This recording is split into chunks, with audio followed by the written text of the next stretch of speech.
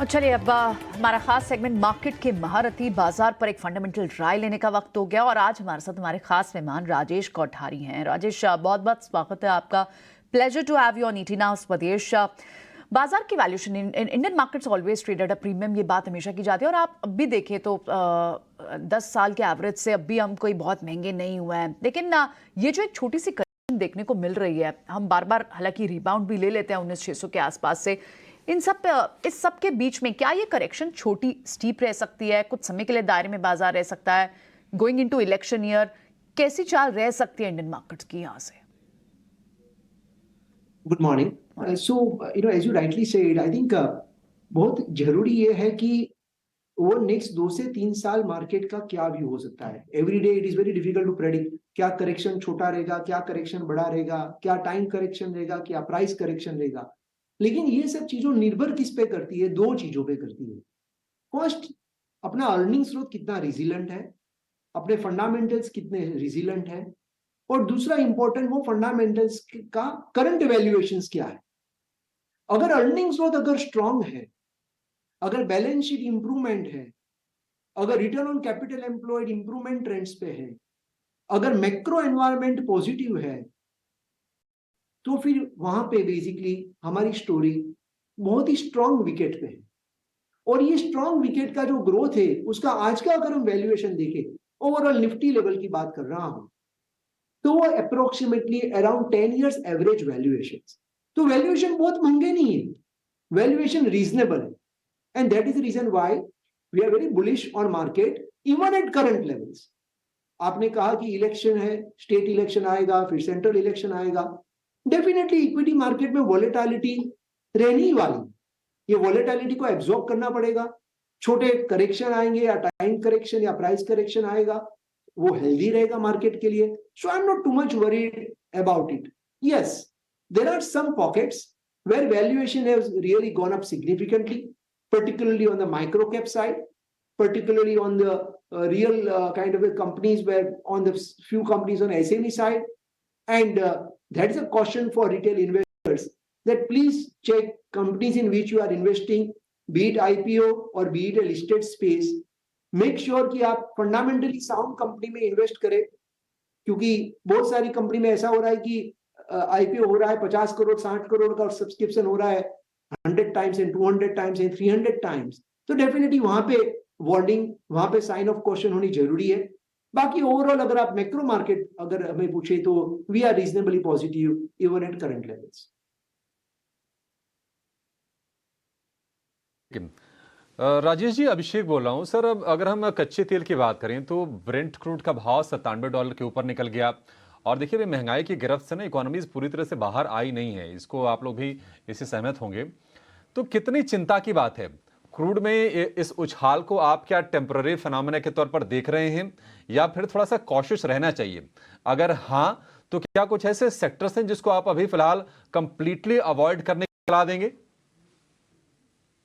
Inflation has been the kind of a concern for, I think, entire world and even for India from last 3-4 months. इसके अंदर important एक food inflation जो है वो थोड़ा sticky हो रहा है. That is basically a little bit cause of worry.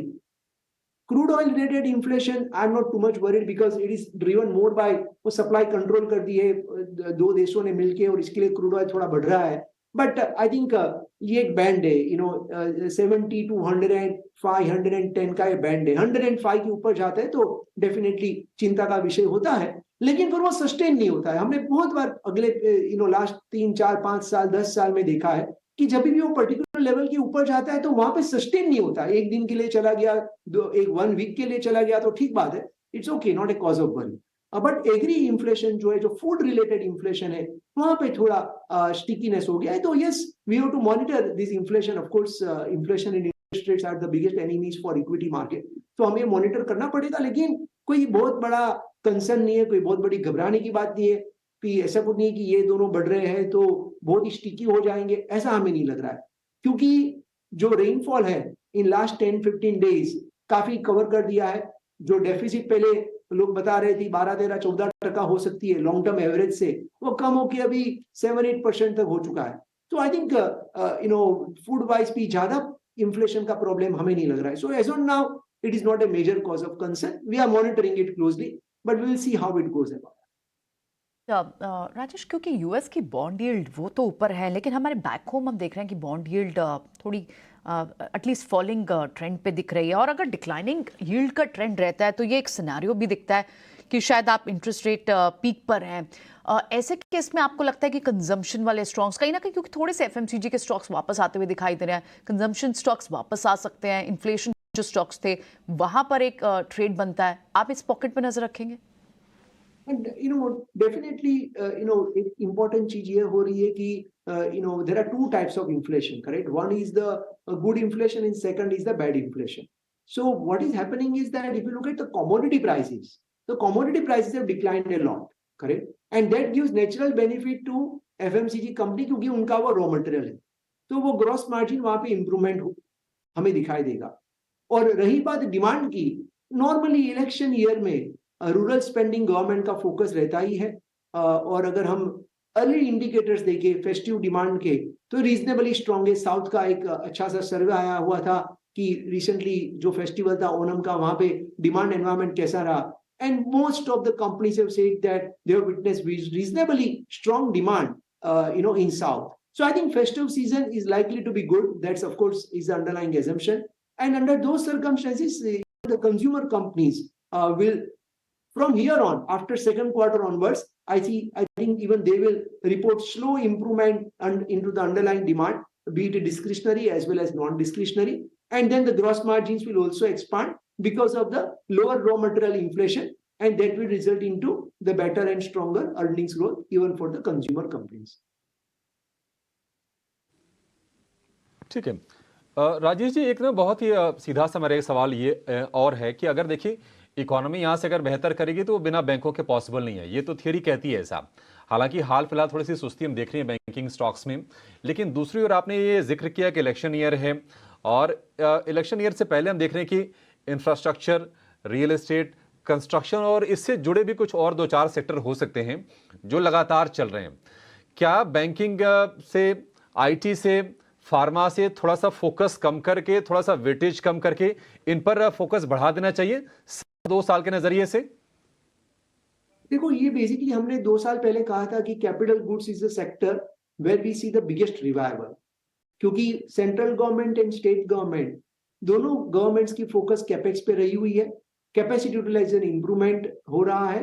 सो 2 साल पहले we almost increase the weightage in capital goods to 12-13% in our flagship PMS Triple India Opportunity, and almost met 25% of the portfolio in our budding beast, which is a mid and small cap PMS.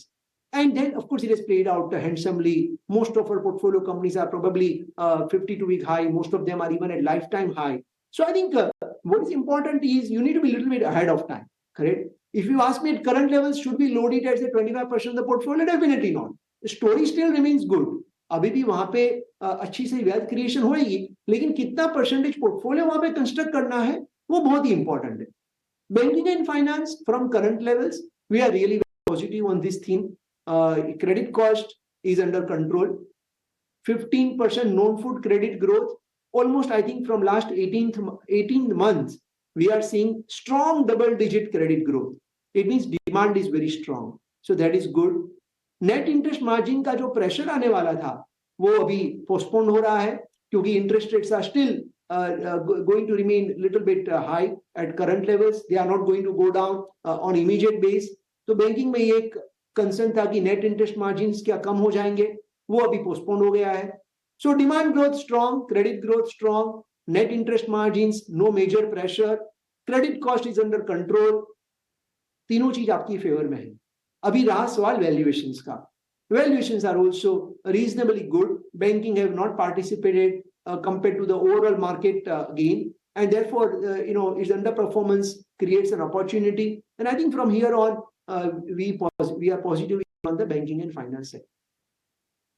Sure. Just as a follow-up to this question only, क्योंकि bank और finance, banking and finance sector आपको पसंद आता है, what about NBFCs? क्योंकि NBFCs के लिए अब तक जो 10 इयर्स की एवरेज CAGR 10% से बढ़ते रहे हैं, कुछ NBFCs हैं और लार्ज कैप NBFCs भी हैं जिनका कहीं ना कहीं नीश लेंडिंग से जाके वो डाइवर्सिफाइड करना चाहते हैं अपनी लेंडिंग को एमएफ सेगमेंट में भी, और वहाँ ग्रोथ एक बहुत प्रोस्पेक्ट्स 26% तक की सीएजीआर की लॉन्ग टर्म में बात की जा रही है। तो एनबीएफसी स्पेस को इसमें से किस तरह से सेग्रीगेट करना चाहिए बेहतरीन पिक्स अपने पोर्टफोलियो के लिए? So in NBFC space also, we are very bullish even on NBFC space because same macro story continues over there.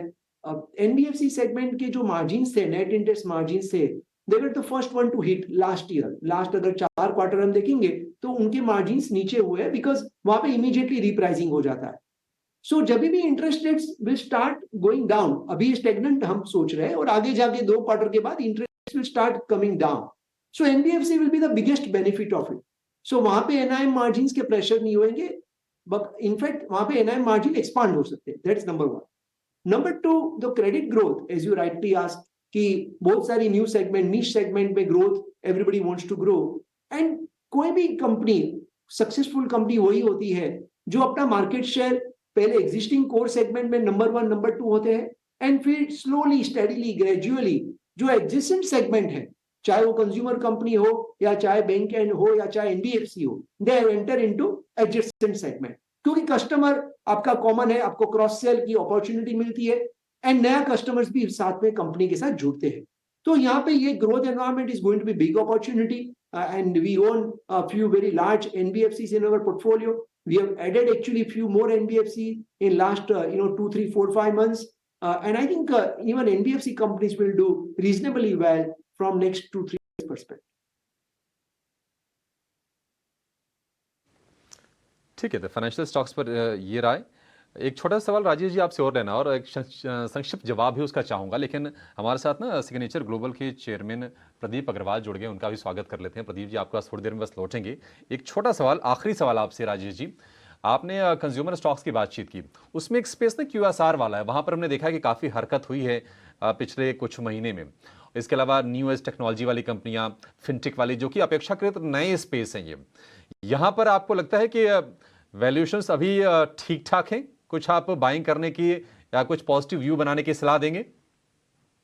So QSR space currently, as on now we don't have any exposure to QSR space, क्योंकि हमें लगता है कि instead of figuring it out कि कोई brand x का pizza खाएगा कि पिज्जा हट का पिज्जा खाएगा, कहना बहुत मुश्किल है. लेकिन ये जरूरी है कि उसके साथ आप एक सॉफ्ट ड्रिंक तो जरूर लेंगे. तो we are more positive on that segment which is nothing to do with the market share. कोई पिज्जा खाएगा, बर्गर खाए या बम्बई में पाव भाजी खाए, तो उसका कोई ज्यादा उनको फर्क नहीं पड़ता है, लेकिन साथ में एक सॉफ्ट ड्रिंक चाहिए, तो वहां पे they are going to be the biggest beneficiary. Correct. तो हम इस तरह से सोचते हैं कि जहां पे ग्रोथ भी हो, रिटर्न ऑन कैपिटल भी एम्प्लॉयड भी हाई हो, market leadership be high ho. So that's why we are holding one company, please put a disclaimer, like Varun Beverages, correct. That's part of our one of our portfolio. So we are more positive on that segment instead of QSR space. बहुत शुक्रिया राजेश जी आपका, आज समय निकालने के लिए और पूरे विस्तार से सब चीज़ों के बारे में बताने के लिए बहुत शुक्रिया आपका। जल्दी आपसे वापस मुलाकात होती है।